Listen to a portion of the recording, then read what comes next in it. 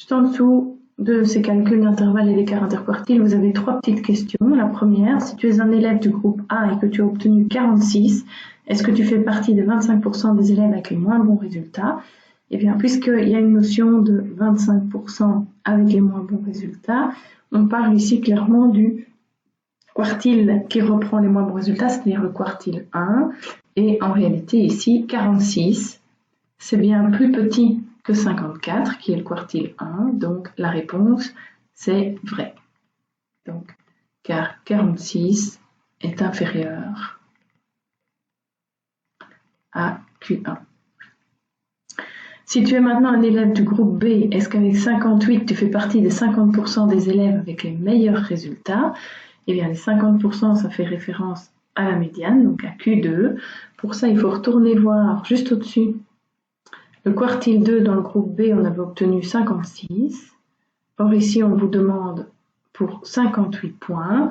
Et donc, 58 est bien plus grand, pardon. 58 est supérieur à la médiane.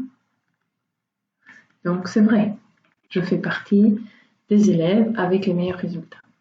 Et toujours si je fais partie du groupe B, est-ce qu'avec 69 points dans le groupe B, je peux prétendre faire partie du quart de la classe qui a le mieux réussi? Donc, un quart, on est dans la notion de 25%, mais qui a mieux réussi, donc c'est dans les 25% supérieurs, soit le quartile 3, celui qui reprend les 75% des moins bons, ou les 25% des meilleurs.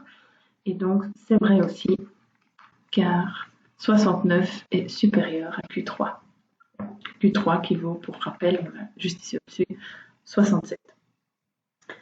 Et enfin, pour conclure ce travail, vous aviez de nouveau 2 tableaux à compléter. Pour les compléter facilement, là, je vous invite à aller reprendre directement ce qu'il y a dans les tableaux que je vous fournis. Donc, par exemple, ici, avec les effectifs 0, 2, 4, 10, 5, 3, 1, on est dans la classe B de mémoire. Et donc, vous devez reprendre les colonnes qui sont ici, moins 32, 40, moins 22, 40, moins 12, 40, et ainsi de suite.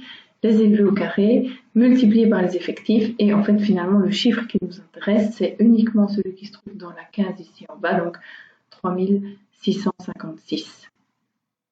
Donc, le tableau que je viens de vous présenter, c'était pour la classe B, donc vous êtes censé recopier donc, dans les centres des classes moins la moyenne, les valeurs qu'on vient de voir ensemble, moins 32, 40, moins 22, 40, moins 12, 40, moins 2, 40, et puis je pense que c'est 760.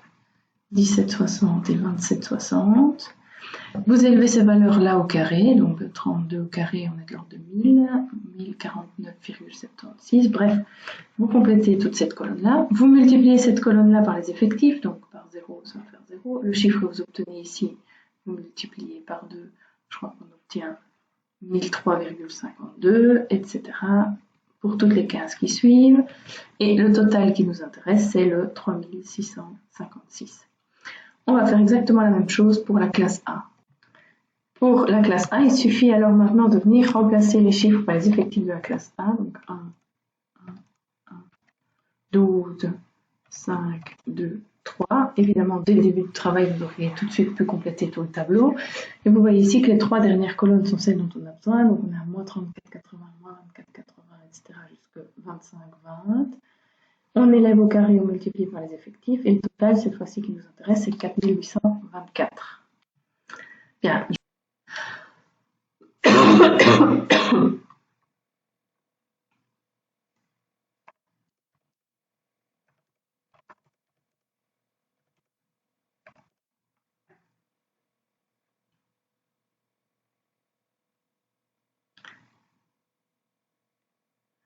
Donc, pour la classe B, je me demande si je n'ai pas oublié d'appuyer sur Play les quelques secondes qui viennent de passer. Je m'en excuse, mais donc je reprends l'explication parce que c'est la même pour les 2 classes. Donc, pour finalement calculer la variance et l'écart type, une fois que j'ai complété les tableaux sur base des Google Sheets que je viens de vous montrer, on prend les résultats qui sont en gras, encadrés en gras, donc la colonne n fois le centre moins la moyenne au carré. Ce résultat, on le divise par l'effectif total, donc 25 dans les 2 cas. Pour la classe A, on obtient 80,67 et pour obtenir l'écart type, on fait la racine carrée de 80,67, soit 8,98. Pour la classe B, qui a un total beaucoup plus petit, là de 3656 que je divise par 25 pour la variance, ça fait une variance de 63,69. Et la racine carrée de 63,69, c'est 7,98. Alors ces chiffres ont une signification. Ça veut dire que dans la classe A, en moyenne, les élèves s'écartent de presque 9 points de la moyenne, alors que dans la classe B, ils s'écartent que de 8 points.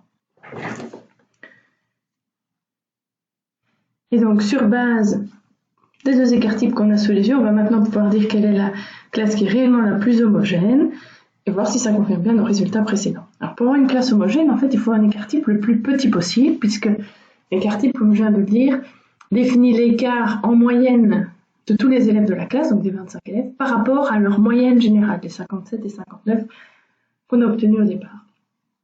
Et donc ici, c'est clairement la classe B qui est la plus homogène. Et c'est l'écart type le plus fiable de tous les indices qu'on étudie. C'est vraiment sur lui qu'on va se fier pour la conclusion générale. Donc, car son écart type est le plus petit. Bon, ici, le fait que, une fois sur la moyenne qui soit la meilleure, et puis des boîtes qui disent le contraire, parce que je pense qu'on avait obtenu la classe A tout à l'heure, parce que son écart interquartile était plus petit. Maintenant, ici, on s'est fié qu'à des chiffres qu'on avait obtenus, grosso modo, sur des graphiques qu'on avait, en tout cas dans mon cas, pas super bien tracés, donc c'était pas très fiable. Par contre, l'écart type, c'est sur base de calculs pour lesquels j'ai gardé toutes les décimales, etc. Donc là, il n'y a pas grand-chose à redire sur l'écart type.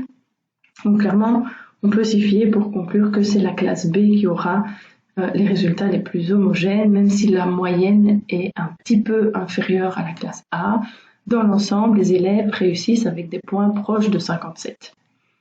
En tout cas, mieux que dans la classe B, mieux que dans la classe A, où là la moyenne est un peu plus élevée, mais par contre, les élèves s'écartent d'environ 9 points par rapport à cette moyenne.